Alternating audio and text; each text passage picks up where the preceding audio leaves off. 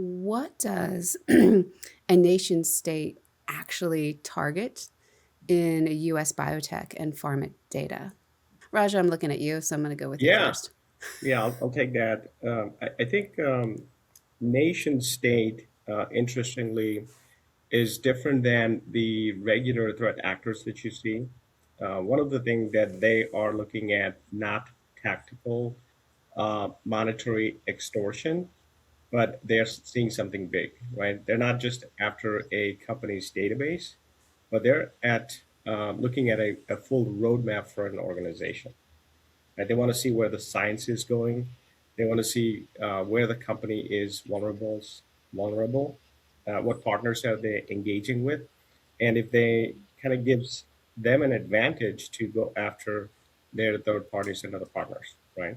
The prize really is the R&D and the IP that is associated with the company, a formulation, a manufacturing process, a clinical data set, anything that would actually get them to not invest in R&D, but then help them get them faster um, by skipping many parts that the biotech is actually investing in right now. I have a question. When you're, and that was a very eloquent response, are you saying that most CEOs recognize that, or is that something that you actually have to explain that the it is different from a traditional hacker? Good question. So I think it depends on how much a company, a C-suite is actually engaged and focused in hearing these signals. There's definitely a lot of noise, right? In terms of hackers and anything that you hear on the news media, it is overwhelming. So it does take for a security leader to actually laid out that what is the difference if you see a signal from a threat actor, which is a nation state, how should they react to it? How should they prepare for it? Are they even a target from a nation state? Most people, most biotechs don't think they are actually a target. So, Anne, we're going to come over to you. That's awesome. I have so much to say on this. I'm just going to go. Yeah, Raja is of course 1,000% correct. I mean, I know you're shocked by that answer, but I think for the biotech field, they don't understand that it's not sort of a head-to-head, company-to-company competition at this level. Nations are trying to jumpstart an industry in which the United States has such a lead, particularly the United States and Europe, that there's almost no way to get there without this jumpstart, right? The scientists, the methodology, the manufacturing, the know-how that have been built up over decades. So it takes a little bit of, I know this is going to come as a shock to some people, arrogance of the CEO to understand that their company is so interesting and impressive that they would give a nation state a head start. And I know you've never met an arrogant CEO ever. Neither have I, of course. And so what I think is really important to remind them of is it's not a size thing. It's a technology thing. So people think that it's the big companies only that have this problem or at risk. And so smaller and mid-sized companies don't think about cybersecurity in the way that they really should, because this is, the smaller companies are doing sort of the innovative pivot, the new R&D, the latest technology, and big companies are shopping them for that. They're looking to get acquired by these big companies. But because they're the R&D labs for the big companies, they're actually the more interesting target, I would say, for a nation state trying to leapfrog into the industry. And you're absolutely you're very direct actually in pointing out the gaps with that what a CEO might think. I think you're absolutely right. They think that a smaller biotech company may not have that exposure, right? Because one, when you're starting out a smaller biotech, you're actually relying on cloud technologies, SaaS, outsourced partners. It's like I don't have anything to lose. It's them, the third parties, are actually taking care of all of those security things because we've hired them to do so. But I think the IP that you are generating and that you hold, that actually makes it very valuable to the nation. So I think that's the catch right here. That's the asymmetry here. and they sometimes do get it wrong. So I have a question for both of you then. How do you navigate the conversation and fully help a CEO understand that, yes, they may be tiny, but they're incredibly valuable to a nation state? Do you mind if I go first on this one, Go Raja? ahead, Anne.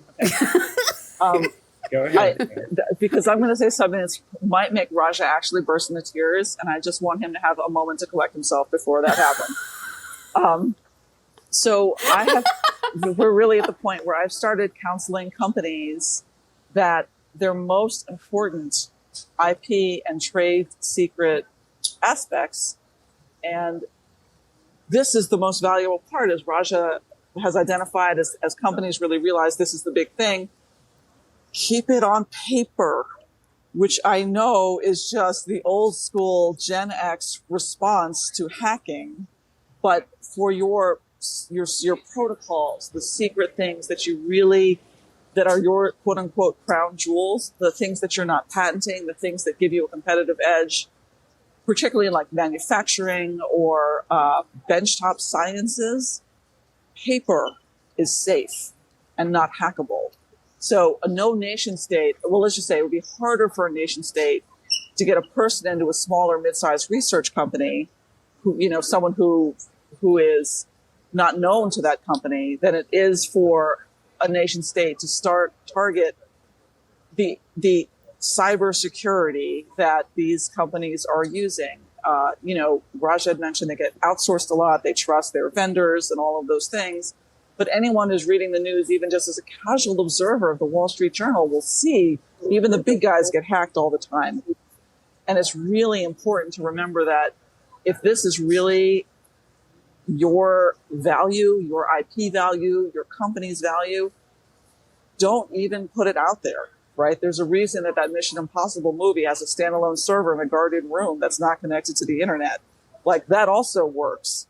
So, I mean, obviously not, you don't need the whole Mission Impossible hanging from the ceiling situation, but you definitely should consider whether that information does even need to be on the web or cloud saved or outsourced in that way. You should really consider keeping it a lot closer to home. I like the Mission Impossible analogy, Anne. I think, in my view, when I think about it, right? So there's definitely a balance. We've seen this in every other case. How do you convince your CEO, your C-suite, what to pay attention to, what is noise? I think building that trust in showing the data, what is a data point, a signal that somebody has seen within the organization or a peer organization. That works well too, right? So here's a signal that, we've seen it in other organizations similar to our size, our industry, and the consequences are A, B, and C, or these could have been the consequences. Let's talk about, how does this matter to us? What should we be thinking through? Now, if you have that conversation, trust and open conversation, I think you can change that mindset, and then you're on the way to fixing things easily, right? Otherwise, um, it's it's something that you're asking a CEO to focus and pay attention to, which is maybe not their priority at this point in time. They don't see the imminent need because that's not the core business. Business is something else for them, right? So changing that mindset is important.